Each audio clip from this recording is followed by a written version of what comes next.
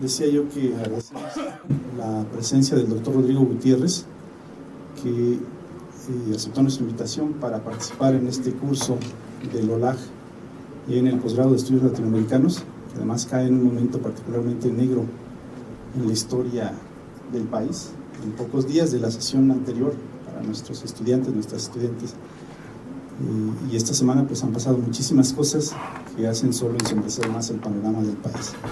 Y bueno, el tema del doctor Gutiérrez, la ley de seguridad interior, siempre me confundo con la nacional y el interior, es uno de los debates más candentes que tenemos. Damos también la bienvenida a quienes aceptaron nuestra invitación. Sean bienvenidos y bienvenidas acá al Instituto de Investigaciones Económicas. Y pues solo recordar entonces que este curso o esta parte del curso ha estado dedicada a analizar el lugar de México, la situación de México en el capitalismo del siglo XXI. Hemos estado trabajando algunas cuestiones de la mayor integración de México con Estados Unidos, un poco hablando también de los grandes capitales que se han formado en el país. Y estas dos últimas sesiones, la conferencia de Rodrigo Gutiérrez y de Gustavo Esteva, están dedicadas a tratar de cerrar esta visión, esta aproximación a la situación de México. Rodrigo nos va a hablar pues de este tema fundamental en el debate constitucional y el doctor Esteva nos va a hablar sobre las resistencias en México. Daniel, ¿quieres agregar algo? Le damos la palabra. Sí, vamos a presentar a Rodrigo Gutiérrez, claro. Solo que necesitamos ubicar el papelito. Tenemos por ahí un poco de café, solo les pedimos sobre todo a nuestros invitados que tengan cuidado con el café, que no se vaya a derramar, porque si no nos van a prohibir el uso de esta sala. Es como la regla de oro para participar, para tener este espacio. Un segundo, no tengo servidor.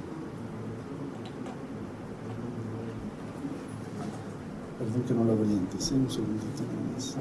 ¿Quieres decir algo? Bueno, la idea de la sesión de hoy es abordar ya más profundamente sobre uno de los temas que hemos trabajado en el curso y que es de central relevancia para la situación en México hoy, que es la definición del papel de las Fuerzas Armadas en las tareas de seguridad y cómo es que esto despliega, al menos en términos formales, el vínculo directo entre el poder mexicano con el estadounidense, ya que las Fuerzas Armadas están directamente vinculadas con las estrategias de seguridad de Estados Unidos, y también cómo se reconfiguran las lógicas de los cuerpos de poder al interior del país. Entonces, por eso nos interesaba que Rodrigo, con toda la formación jurídica que tiene, nos explicara las implicaciones que están de fondo detrás de esta ley y todo lo que puede generar y cómo hay detrás un entramado de relaciones de poder que la hacen mucho más compleja que solamente una suerte de formalismo jurídico. Entonces así se inscribe esta charla y por eso nos parecía que Rodrigo, especialista en estos temas, sería el ideal para platicar con nosotros, que por lo demás es un viejo camarada y hemos tenido ya varios espacios en común, entonces ya hay vasos comunicantes, ¿no? Solo eso. Más camarada que viejo, que es de nuestros jóvenes investigadores. El doctor Gutiérrez es investigador titular de tiempo completo en el Instituto de Investigaciones Jurídicas de la UNAM. Es coordinador del área de Derechos Humanos y enlace de la línea de investigación institucional Conflictos Sociales y Política. Él es doctor en Derecho por la Universidad Complutense de Madrid, especialidad en Ciencia Política y Derecho Constitucional por el Centro de Estudios Constitucionales de Madrid. Es licenciado en Ciencia Política y Administración por la Facultad de Ciencias Políticas de nuestra universidad. Gracias, Rodrigo, y te dejamos la palabra. Muchas gracias, Raúl. Nada, pues muchas gracias por la invitación. ¿Me escuchas? Sí. Muchas gracias por la invitación. Bueno, es un gusto, a pesar de que estamos en, como dice muy bien Raúl, pues un momento complejo, trágico.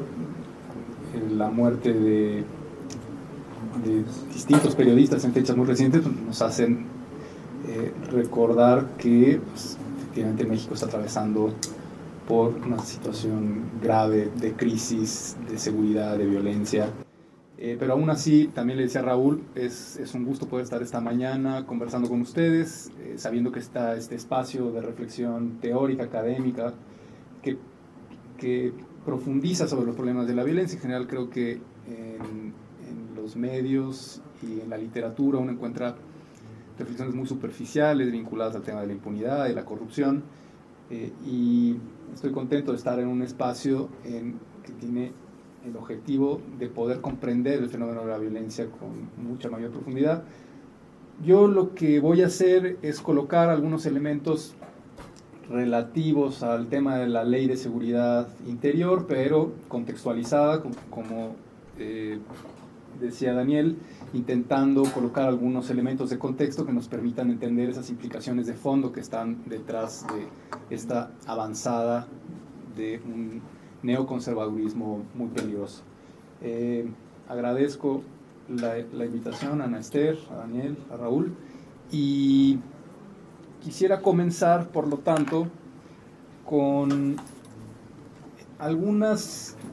Voy a comenzar con numerología. Esto puede resultar un poco, demasiado descriptivo, pero me permite entrar al tema de las modificaciones legales que han venido ocurriendo en los últimos 30 años y que desde mi lectura se relacionan de una forma intensa y estrecha con las iniciativas de Ley de Seguridad Interior.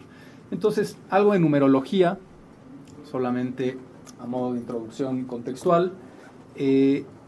Estamos, como saben, en el aniversario de la Constitución de 1917, son 100 años de esa Constitución, y es una de las constituciones vigentes en todo el mundo que más modificaciones ha experimentado en general. Muy difícil encontrar otra constitución que tenga tantas modificaciones en su propio texto. 100 años de vida, 230 decretos de reforma, que dan un total de 700 modificaciones del texto, porque obviamente muchos de los decretos de reforma involucran varias modificaciones. De los 136 artículos, 114 han sido modificados, 90%.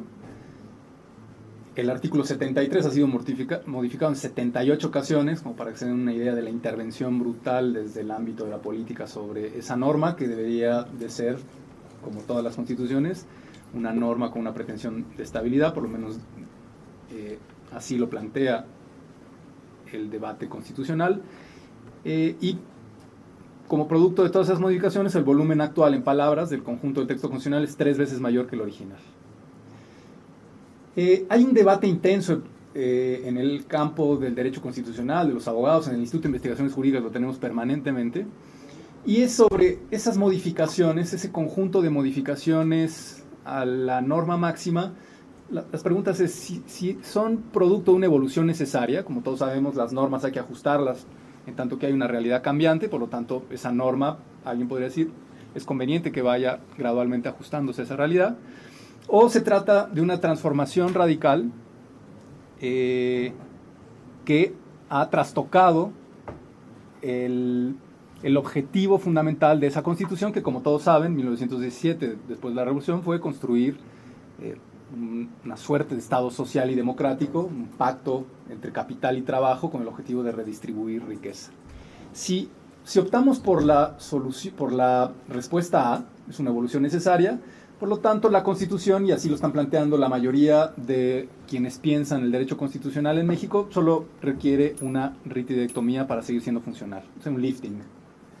Hay una propuesta en el Instituto de Investigaciones Jurídicas de hacerle un retoque formal desde el punto de vista semántico a la Constitución, porque lo que se dice es sí, ha habido muchas modificaciones y eso ha generado un desorden, eso ha generado un caos porque es confusa, porque es contradictoria. Entonces lo que tenemos que hacer es llevarla de nuevo al orden, y ese orden pues es un orden de carácter más bien semántico, no se entiende y eso genera problemas, confusiones, antinomias, etcétera, etcétera. Si optamos por por la posición B, según la cual ese conjunto de transformaciones a lo largo de estos 30 años han ya trastocado el sentido original social de la Constitución, lo que algunos pensamos es que se requiere convocar a una nueva Asamblea Constituyente para que de nuevo los mexicanos y mexicanas podamos discutir qué tipo de marco legal es el apropiado para la realidad compleja que hoy vivimos. Quienes hacen, digamos, la interpretación normalizante de la ritidectomía, parece escapárseles un hecho que a mí me parece muy relevante, y es que 1982, que es el periodo en el que se inicia el desmontaje del Estado social, el gobierno de Miguel de la Madrid, se convirtió en el parteaguas de este largo proceso de reformas. Fíjense ustedes, antes de Miguel de la Madrid, cada presidente había expedido, un promedio más o menos de 15 decretos de reforma. Miguel de la Madrid formuló 66 decretos de reforma, Salinas de Gortari 55, Zedillo 77 modificaciones a la Constitución, Fox menos, pero Calderón 110 modificaciones, y Peña Nieto en los 4 o 5 años de gobierno, 4 y medio años de gobierno que lleva 90 reformas a la Constitución. Es un, digamos, este salto en el proceso de intervención constitucional, desde mi punto de vista, no se puede separar del reposicionamiento del liberalismo económico a escala global, del que, como sabemos, México es un alumno avanzado junto con Chile en América Latina. O sea, sorprende que a los constitucionalistas se les escape el hecho de que 1982 es el parteaguas de este inicio de cascada de modificaciones constitucionales, muchas de las cuales están orientadas claramente, obviamente, para permitir la entrada de capitales privados en la vida en general en nuestro país. Miguel de la Madrid modificó el artículo 16, el 25, el 28, el 73, entre muchos otros, y con eso permitió la inversión privada en comunicaciones satelitales, en ferrocarriles, constitucionalizó la figura de la concesión de servicios públicos, ¿no? Como para darnos una idea de lo que cada presidente ha ido abonando en abrir este camino para permitir el ingreso de grandes capitales en temas clave en nuestro país que estaban reservados a la gestión estatal. Salinas de Gortari, esta es la modificación constitucional que todos y todas recordamos, modificó el artículo 27, claro, porque el artículo 27 era una de las claves fundamentales de la Constitución Social de 1917, que había permitido una redistribución de la riqueza, otorgándole tierra a quienes eran los desposeídos durante el siglo XIX en el régimen y con el final del régimen absolutista de Porfirio Díaz, dictatorial. Salinas de Gortari rompe el artículo 27, rompe el bloqueo para abrir los mercados de tierra en nuestro país. Y no solo eso, Salinas de Gortari, aunque no con modificaciones constitucionales, promueve leyes en materia de agua, de inversión extranjera, en materia de subsuelo, o sea, la ley de minas y la ley de aguas en nuestro país son de 1992, 2 años antes del Tratado de Libre Comercio, y son leyes que están diseñadas para permitir mercantilizar subsuelo, tierras, agua, bienes comunes fundamentales que antes estaban en manos del Estado como instrumento de redistribución. Hasta la fecha, pues, se ha encadenado un conjunto selectivo de modificaciones hasta llegar a la catarata de las que han sido publicadas por Peña Nieto para permitir inversión privada en la explotación del petróleo, gas shale, generación de electricidad, reforma educativa, reforma laboral. El conjunto de reformas estructurales es un paquete de reformas diseñado específicamente para, en distintos campos, permitir la llegada de capitales extranjeros, multinacionales, hacerse cargo de todos estos ámbitos. Son 30 años de un aluvión de reformas de más alto nivel, muchas de las cuales tienen un claro sesgo ideológico, una evidente intencionalidad económica política que contraviene en el pacto capital-trabajo-campo que se generó y que dio orientación en 1917 y que dio orientación a la que fuera la primera constitución social del planeta. No olvidemos eso, la constitución de 1917 es la que abre la discusión del Estado social en el planeta, es la primera constitución social del mundo, y ese sentido social redistributivo de compensar digamos, al interior del capitalismo, porque la Constitución de 1917 no rompe con el capitalismo, pero sí introduce elementos para intentar generar mecanismos de redistribución entre las clases. Por lo tanto, lo que tenemos hoy es un marco constitucional, legal, para el despojo extractivista y para la privatización de prácticamente todos los bienes que se les ocurran.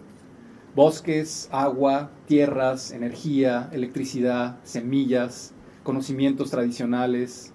Aquí hay algunas imágenes que son sugerentes en relación a cómo está avanzando la frontera extractiva. Estos son el desmontaje de las selvas para producir o para generar campos, desiertos verdes, como los llaman, de monocultivos, de palma africana o de lo que se les ocurra, que son evidentemente sembrados por multinacionales en la materia. El tema de la vivienda, que es una salvajada lo que se hizo, sobre todo a principios del siglo XXI en el gobierno de Fox y después en el gobierno de Calderón, con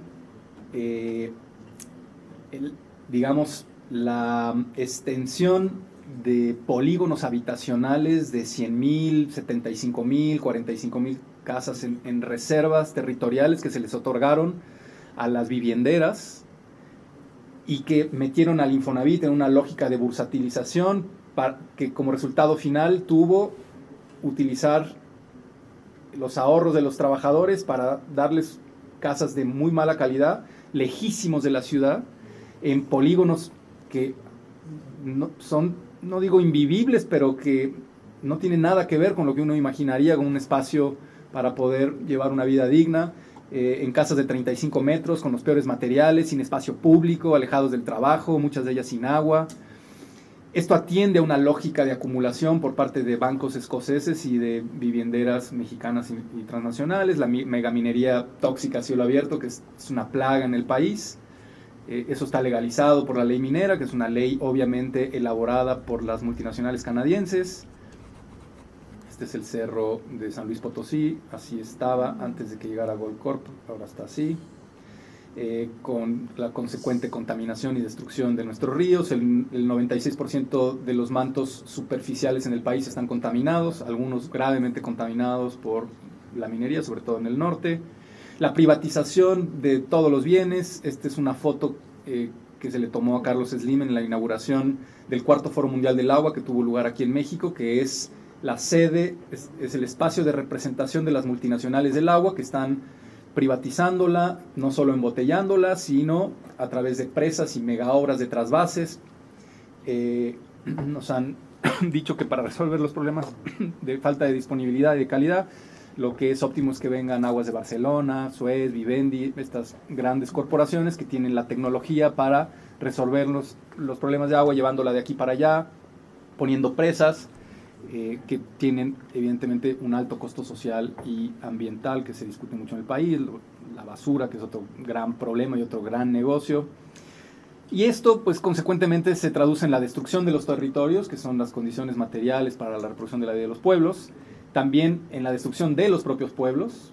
La presa Cerro de Oro extinguió al pueblo chinanteco.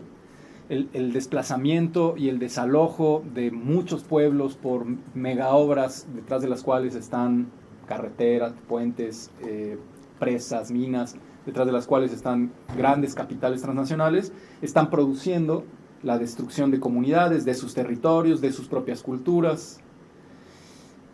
Esta imagen es desoladora, ¿no?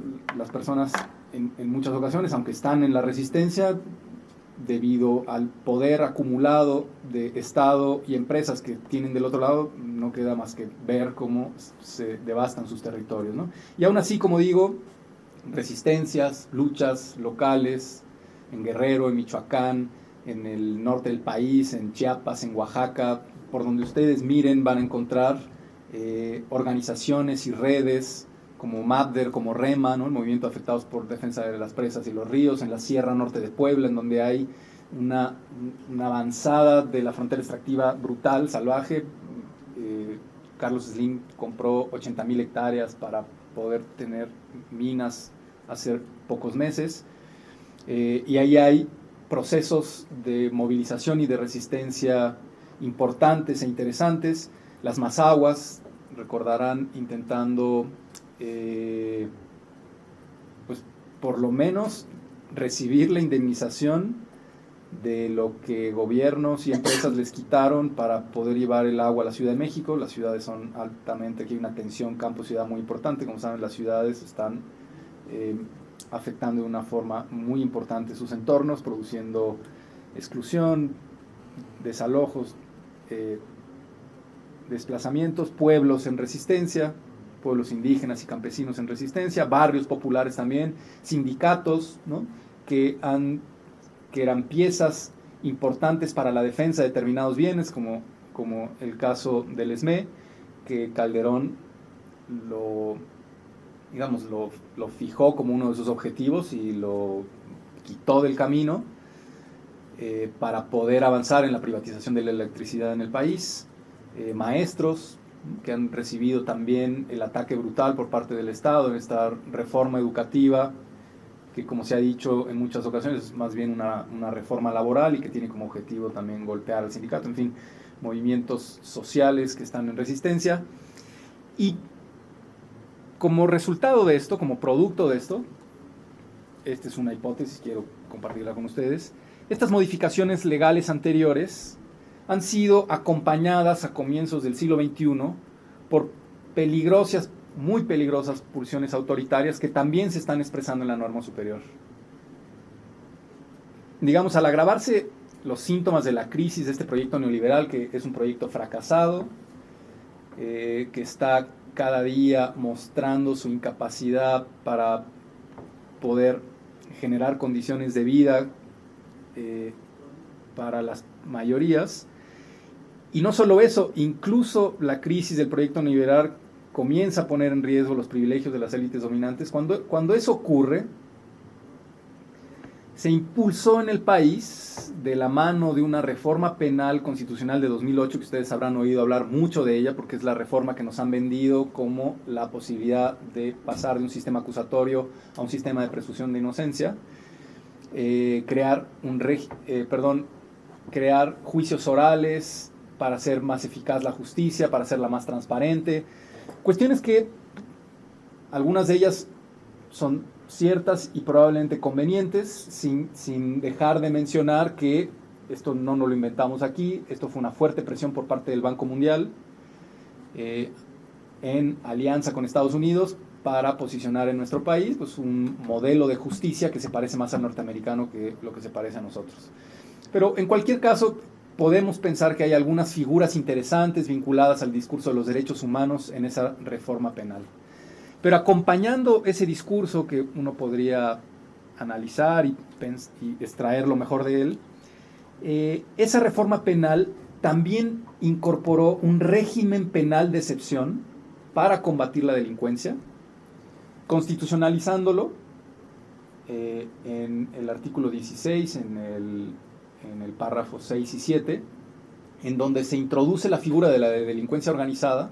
Con esto querría comenzar a entrar en el tema que nos interesa, y constitucionalizando el arraigo, que es una figura totalmente contraria a cualquier perspectiva democrática del derecho penal. Es un paquete de corte totalitario que muchos autores han calificado como derecho penal del enemigo. Es un derecho penal que está orientado a perseguir a quien se oponga a las decisiones del Estado. Por supuesto, como ya lo dije, contrario a los derechos humanos, muy funcional para combatir la disidencia política y la movilización social. Y el otro día, esta es una frase que le robo a Albert Nogueira, en realidad no nos deberíamos de llamar a extrañeza, nos dice Albert, porque cuando el capitalismo, como ocurrió en Europa, ya no puede ser un capitalismo liberal, se convierte en fascismo. El fascismo de mediados del siglo XX es la expresión radicalizada de un capitalismo que ya no pudo continuar con una lógica liberal. Después de Obama y su política de welfare en materia de salud, frente a la crisis global del capitalismo mundial, viene Trump. Eso es lo que está ocurriendo en el mundo, y yo creo que esa es una expresión clara de lo que está ocurriendo en nuestro país. El capitalismo en nuestro país ya no puede ser liberal, y por lo tanto está mostrando su faceta fascista, radical, autoritaria, y eso se expresa en los instrumentos punitivos que tiene el Estado a la mano y que es el derecho penal. En 2008 se aprobó esta reforma penal, juicios orales, cambio del proceso acusatorio, pero acompañando estas modificaciones se creó, como se los decía, un régimen penal de excepción para delitos de delincuencia organizada. Y cuando ustedes leen la definición de delincuencia organizada, se van de espalda, porque da cabida prácticamente a cualquier delito y a cualquier persona. Lean ustedes el párrafo 16, el artículo 16 de la Constitución, párrafos 8 y 9, y yo no sé si está textualmente transcrito en esta lámina, pero por delincuencia organizada se entiende una organización de hecho de 3 o más personas para cometer delitos en forma permanente o reiterada en los términos de la ley de la materia. Y claro, se hizo una ley de la materia, tenemos una ley federal contra la delincuencia organizada. Es una definición tan abierta, tan ambigua, que prácticamente nadie de quienes estamos aquí podríamos en algún momento podríamos en cualquier momento ser sujetos de imputación. Basta con que seamos 3 y que de 3 o más personas que cometamos algún delito, ahora les diré qué delitos, en forma permanente o reiterada en los términos de la ley que ya les comento. Los delitos son terrorismo, trata de personas, secuestro, contrabando, hidrocarburos, delitos contra el ambiente. Y uno dice, bueno, fantástico, es un aparato punitivo para perseguir a quienes están robando el petróleo, a quienes generan terrorismo, a quienes cometen acciones gravísimas como son la trata de personas, el secuestro. Sí, lo que pasa es que uno cuando ve las acusaciones, por ejemplo, contra Mario Luna, contra Marco Antonio Soastegui, ¿por qué los líderes de Atenco pudieron recibir penas tan altas? ¿Por qué Juan Carlos González, me parece que estuvo defendiendo en Huesca a la población contra la llegada de una planta de producción de energía con un enorme trasvase de agua que iba a dejar sin agua a la comunidad? Están siendo acusados por estos delitos. Es muy común, por la falta de institucionalidad en nuestro país, que los pueblos organizados, en su situación de desesperación, cuando llegan funcionarios que se meten a las tierras de los campesinos sin consulta, sin aviso, que remueven las rejas y los límites de las tierras, que tiran árboles con maquinaria, pues sean detenidos por la población. A esas personas se les acusa de secuestro. Y en ocasiones no lo hace una persona, lo hacen 3. Si uno entra dentro de esos supuestos, es muy fácil que a uno lo acusen de delincuencia organizada por delitos contra el ambiente, por secuestro o por cualquiera de ellos. Y entonces se permite el arraigo de esa persona. El arraigo significa que se le detiene sin orden de aprehensión durante casi 50, existe la posibilidad de que esté uno detenido durante 50 días. Se permiten los cateos, la Ley Federal contra la Delincuencia Organizada permite cateos, intervención de comunicaciones, prisión preventiva automática, duplicación del plazo para poder liberar las órdenes de aprehensión. Por estas razones que muchas organizaciones y movimientos han denunciado que estos artículos y que este paquete de reformas puede aplicarse contra la lucha social. El legislador no especifica cuáles son los tipos de conducta que darán sustancia al delito, en fin.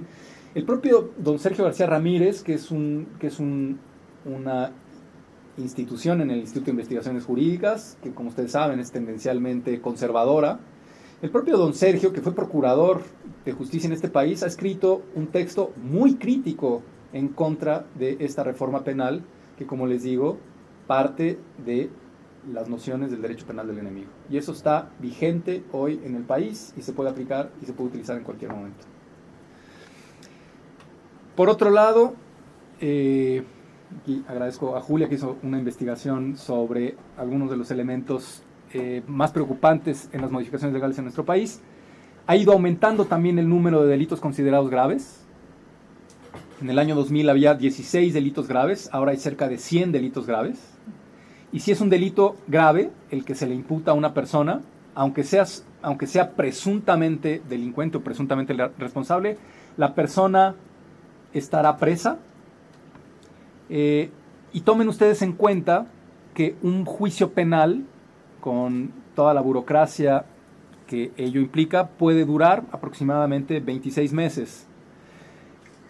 Este es un patrón de comportamiento por parte de los, ya se los decía, por parte de los gobiernos, en los cuales utilizan este derecho penal del enemigo para criminalizar, para perseguir, para disuadir la disidencia y la resistencia, encarcelan a los líderes, en algunos casos, como ya se los decía, les pueden hacer señalamientos de delincuencia organizada, amenazándolos con penas altísimas, porque la delincuencia organizada también supone subir la pena, o en ocasiones basta con que se les acuse de robo, pero como el robo puede ser ya calificado como delito grave, uno no tiene derecho a la fianza, se va a la cárcel y se pasa 1 año y medio en la cárcel, hasta que uno demuestra, tenido que gastar en abogados, que no estaba en ese momento en el que se produjo el robo, lo que sea, y entonces sale esa persona, se le pide perdón.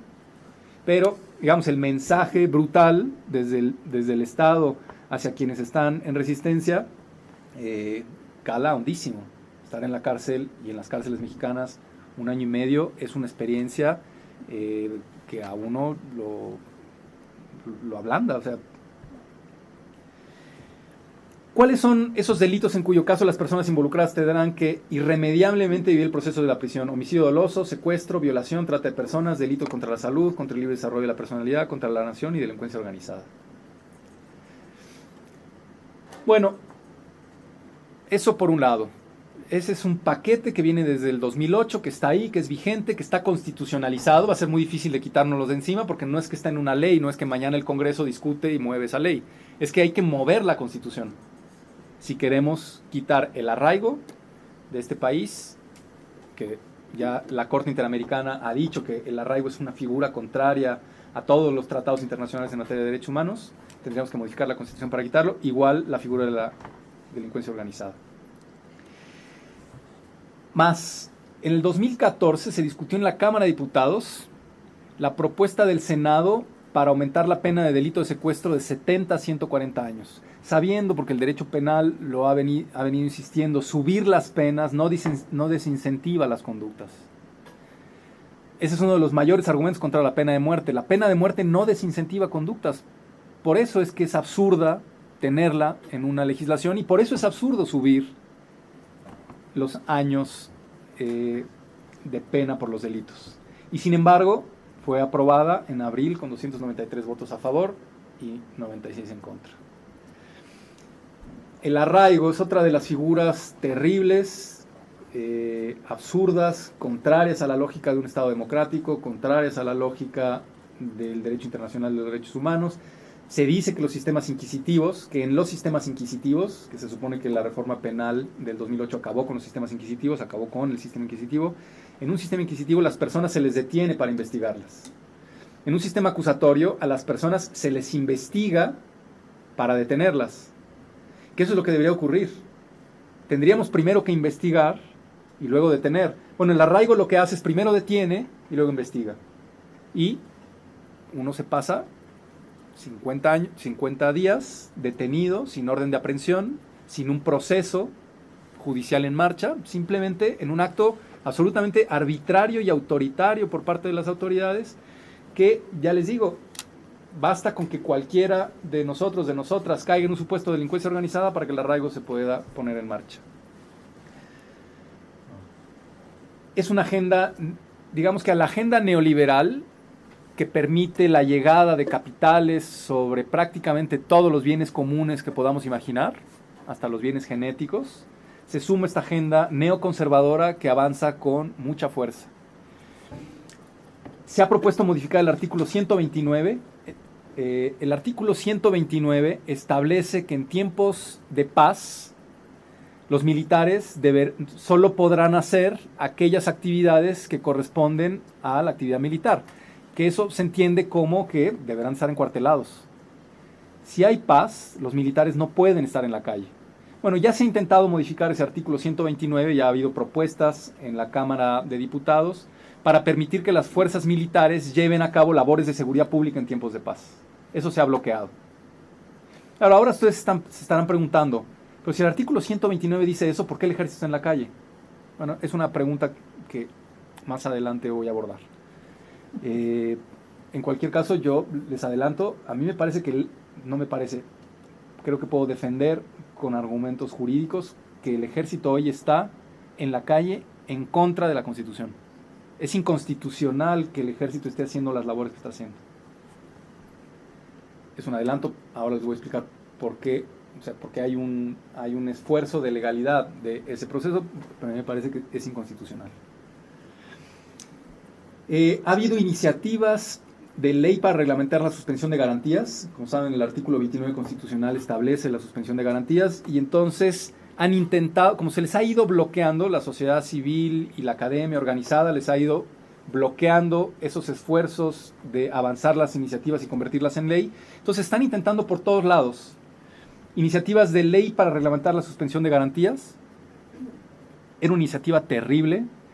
Le permitía al presidente de la República suspender las garantías sin controles. Tenía un control previo porque tenía que darle aviso y obtener el aval por parte de la Cámara de Diputados, pero una vez que eso ocurría, ya una vez que se decretaba la suspensión, no había controles. El presidente solamente tenía que enviar un informe mensual a la Cámara para decirle qué estaba ocurriendo durante ese periodo, y el presidente tenía la posibilidad de ampliar el periodo de suspensión y de ampliar el marco territorial sobre el cual se habría decretado, en manos del presidente de la República, sin controles constitucionales algunos, sin la posibilidad de que otros poderes entraran a vigilar qué estaba ocurriendo con esa suspensión. Esa iniciativa, por fortuna, también se frenó. Tenemos modificaciones al Código de Justicia Militar. Como saben, a partir de la sentencia Rosendo Radilla, que es un caso que se gana en la Corte Interamericana de Derechos Humanos, el gobierno mexicano quedó obligado por la Corte Interamericana a modificar lo que se denomina el fuero militar, de tal forma que en el caso de que hubiera un militar involucrado en un homicidio, en una ejecución extrajudicial, en alguno de esos delitos, fueran tribunales civiles los que enjuiciaran a ese militar, porque antes la justicia militar era quien enjuiciaba eso, y por lo tanto pues, se generaba obviamente una circunstancia de impunidad. El problema, bueno, esa es una lucha que se ha dado en este país y se logró acabar con el fuero militar. Se modificó el Código de Justicia Militar, pero en la modificación del Código de Justicia Militar se permite hoy, se modificaron algunas instituciones en el campo, en el ámbito de lo militar, se creó una fiscalía y se crearon unos juzgados de control. Esos juzgados de control pueden, por ejemplo, realizar cateos cuando lleven a cabo investigaciones en donde un militar está involucrado. Y no solo de cateos de personas, sino incluso cateos de instituciones. Pueden catear el Senado. Esto les escandalizó en el propio Senado, se colocó en el debate parlamentario. Encinas y Bartlett dijeron que si los senadores estaban dando cuenta de lo que se estaba aprobando, se le estaba permitiendo al ejército catear el Senado, y aún así la modificación pasó, y eso es una norma vigente, y hoy los militares pueden, en algunos supuestos, llevar a cabo cateos e intervenciones en comunicaciones y alguna otra figura que era preocupante que ahora no recuerdo. Está en marcha una reforma legal para militarizar todos los puertos en el país. La idea, hoy, como saben, todos los puertos en el país están en manos civiles. La idea es que la Marina se haga cargo de la gestión de todos los puertos en el país. Eso está en marcha.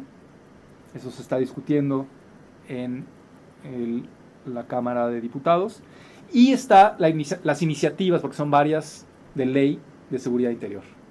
Que con eso, si les parece, cerramos y les cuento lo que es y la problemática y el debate que generó.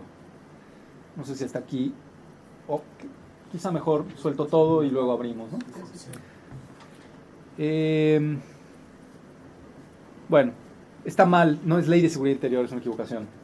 Son iniciativas de seguridad interior, no es una ley. No está aprobada, la logramos frenar un poco como pudimos entre todas y todos, haciendo una cosita por aquí, cada uno poniendo su granito de arena. En el Instituto de Investigaciones Jurídicas abrimos un foro de discusión y análisis en donde vinieron expertos nacionales, internacionales, para fijar su posición en relación a la Ley de Seguridad Interior. Entonces, lo que yo voy a colocar aquí, pues en alguna medida se alimenta de ese debate que se produjo en el Instituto de Investigaciones Jurídicas.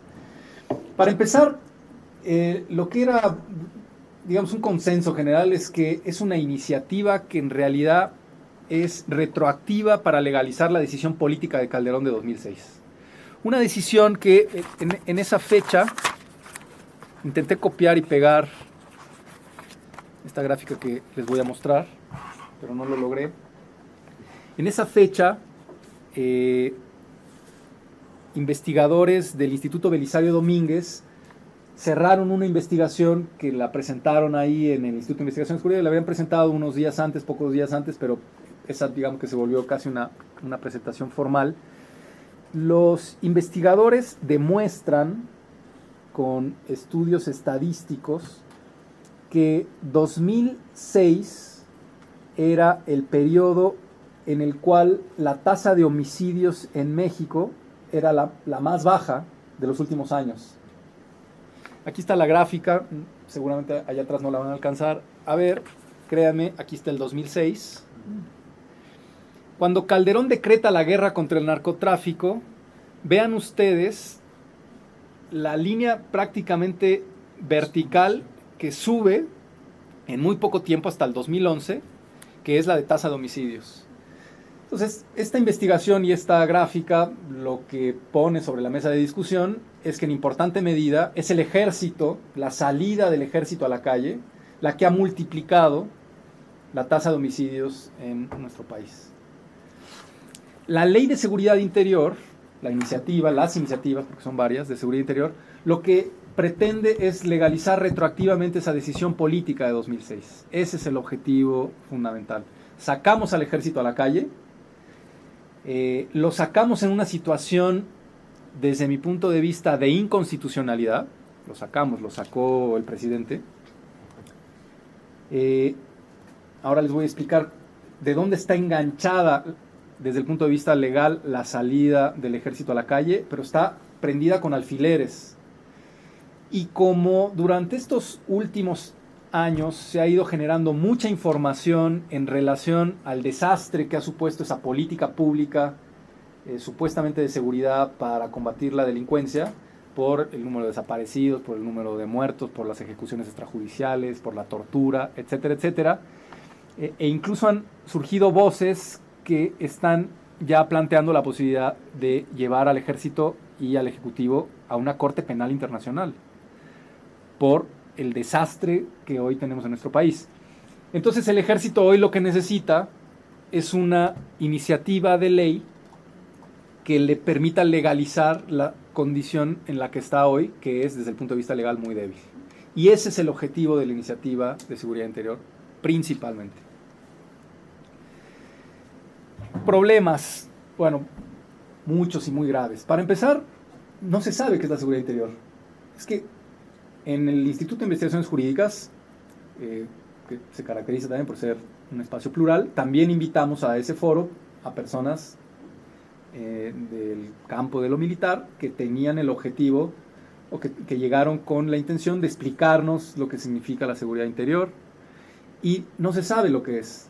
Ni ellos mismos fueron capaces de explicar qué es el concepto de seguridad interior y de dónde viene. Es un concepto inventado, extraño. En México, en la Constitución lo que tenemos es la categoría de seguridad nacional, que tiene que ver con la posibilidad que un país en defensa de su soberanía construya fuerzas militares para poder defenderse de enemigos externos, y la seguridad pública, que está en manos de la policía y del Ministerio Público principalmente. Seguridad interior es un concepto extravagante, extraño, ambiguo, oscuro, sin una construcción teórica sólida que nos permite entender lo que es. Y entonces esa pregunta se la seguimos haciendo a quienes insisten en que hay que crear una ley de seguridad interior. Bueno, pero ¿una ley de qué? ¿Qué significa? ¿De dónde sale? ¿Qué alcance tiene? Hay mucha indefinición y mucha ambigüedad. Hay muy poco trabajo teórico detrás de la seguridad interior. Claro, porque es un bicho improvisado que están queriendo colar ahí en medio para cubrir ese hueco, ese hoyo que tienen hoy.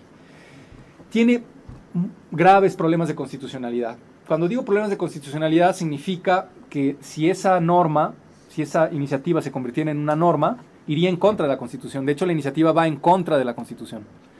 ¿Por qué va en contra de la Constitución? Bueno, en primer lugar, porque no hay una base, esta es una cuestión de carácter formal parlamentaria, no hay una base constitucional para que el Congreso pueda legislar sobre la materia. Si no lo saben, se los cuento. Para que pueda existir una ley en nuestro país, tiene que tener un fundamento constitucional. No es que el Congreso puede empezar a legislar sobre cualquier cosa. Hay un artículo, el artículo 73, en donde señala con precisión cuáles son los campos en los cuales el legislador puede producir una ley. En el artículo 73 no hay ninguna disposición que faculte al Congreso para legislar sobre seguridad interior, porque el concepto ni existe. En el artículo 73, en la fracción 29-M, está facultado el Congreso para que legisle sobre seguridad nacional.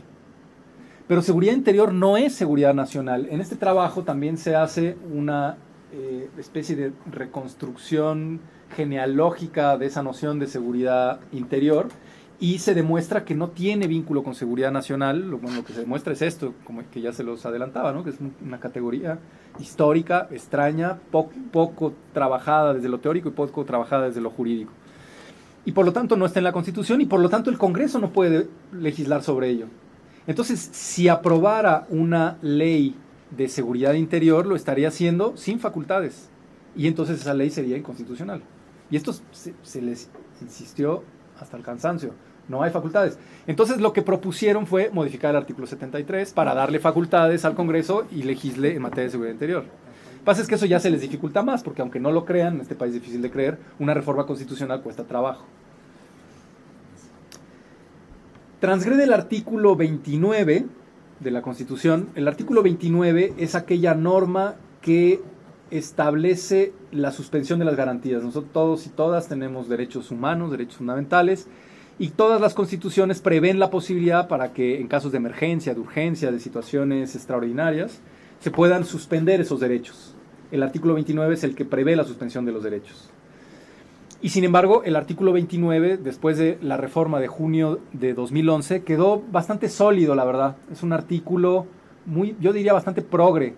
Prácticamente no existe la posibilidad, va a ser muy difícil que en este país se suspendan lo que antes llamábamos las garantías, los derechos hoy. Es difícil de hacer. Además, hay muchos derechos que no se pueden suspender. Bueno, la iniciativa de seguridad interior permitía suspensión de derechos. Tránsito, derecho a no ser molestado, derecho a no ser detenido, por decreto presidencial. Pues claramente chocaba la iniciativa con el artículo 29, que no permite la suspensión de esos derechos. Otro choque evidente, obvio, no se necesita ser, yo diría, ni estudiante de derecho para entender que una norma que choca con una que es superior y que eso genera una antinomia, produce un problema de constitucionalidad. Bueno, los legisladores diseñaron iniciativas de seguridad interior chocando con el artículo 29. Transgrede el artículo 21 constitucional. El artículo 21 constitucional establece que solo le corresponde al Ministerio Público y a las policías investigar delitos. Está en manos, la seguridad pública está en manos del Ministerio Público y de la policía. Y ese artículo lo modificamos hace relativamente poco para decir específicamente esto. Bueno, las iniciativas de seguridad interior facultaban a los militares a realizar estas labores. Entonces, de nuevo, problemas de constitucionalidad obvios, gigantes, ¿no? Transgrede el artículo 129. El artículo 129 dice que en tiempos de paz ninguna autoridad militar puede ejercer funciones más que las que tengan que ver con la disciplina militar. Entonces también está transgrediendo ese artículo que debería de tener hoy al ejército encuartelado. Ahora, la pregunta que yo hacía con esto cierro. Si la Constitución prohíbe que el ejército esté en la calle, ¿por qué está en la calle? O sea, si tenemos un artículo 129 que es claro y literalmente mandata que los militares estén encuartelados, ¿por qué está el ejército en la calle? Bueno, porque la Corte, la Suprema Corte de Justicia, frente a una acción de inconstitucionalidad que se presentó hace 20 años, emitió algunas tesis de jurisprudencia interpretando el artículo 129 y señalando que la Armada y la Fuerza Aérea, como ustedes saben, la Suprema Corte de Justicia, en un sistema como el nuestro de control de constitucionalidad, se convierte en el órgano máximo de interpretación de la Constitución. La Constitución puede decir una cosa, pero en realidad lo que vale es lo que dice la Corte sobre lo que dice la Constitución. O sea, el Poder Judicial, en este caso la Suprema Corte, tiene el enorme poder de interpretar y decir lo que la Constitución dice, aunque cuando uno lea dice, oiga, pero ahí no dice eso. Bueno, sí, pero ya lo dijo la Corte, y eso es lo que se convierte en lo que hay que... Bueno, es a partir de esa figura del control de constitucionalidad que la Corte hace una interpretación, dicta jurisprudencia y señala que la Armada y la Fuerza Aérea, que pueden participar en auxilio de las autoridades civiles, perdón, lo dije mal. Según esta tesis, Armada y Fuerza Aérea pueden auxiliar a las autoridades civiles y eso es constitucional. Ahora, no se había modificado el artículo 21. Quiero decir, cuando esa tesis jurisprudencial es de 1996, el artículo 21, que se creó específicamente para señalar que las actividades de seguridad pública deben estar en manos de jueces y Ministerio Público, se diseñó específicamente para eso, para crear ahí un monopolio en el que no pudiera entrar ninguna otra institución. Desde mi punto de vista, esa tesis jurisprudencial de 1996 queda desactualizada porque ya ha habido reformas constitucionales en temas que le son muy cercanos y que por lo tanto ya no permitirían que esas tesis jurisprudenciales fueran vigentes. Debería de revisarse esa interpretación constitucional y, desde mi punto de vista, incluso de forma automática, al modificarse la Constitución, esas tesis quedan anuladas. Y sin embargo, son las tesis que siguen vigentes y son las tesis a partir de las cuales el ejército tiene hoy un manto de legalidad que le permite hacer las barbaridades que está cometiendo. Y por lo tanto ahí pues lo que vemos es una articulación peligrosa, perversa, de poderes, de poder ejecutivo, que es quien presentó una de ellas, una de las iniciativas, o por lo menos con su aval, del poder legislativo, un sector por lo menos del poder legislativo que está intentando hacer avanzar esta agenda neoconservadora, también hay que decir un sector del poder legislativo que se está oponiendo, y el poder judicial, que en este país es tendencialmente conservador, que supongo pensará que la salida a la grave crisis de violencia y de inseguridad que tenemos es la de la mano dura, no la del Estado de Derecho, sino la del ejército persiguiendo, criminalizando con un marco legal, penal, muy peligroso que obviamente va mucho más allá del esfuerzo de perseguir a el narcotráfico y que en cualquier momento se nos puede revertir. En cualquier momento, cualquiera de nosotros, cualquiera de nosotras, en una situación de esfuerzo, de resistencia, de protección de un pueblo, de defensa del agua, de defensa del maíz, podemos fácilmente caer en ese régimen penal de excepción y acabar con una acusación de 20 o 50 años en la cárcel. Pues con eso.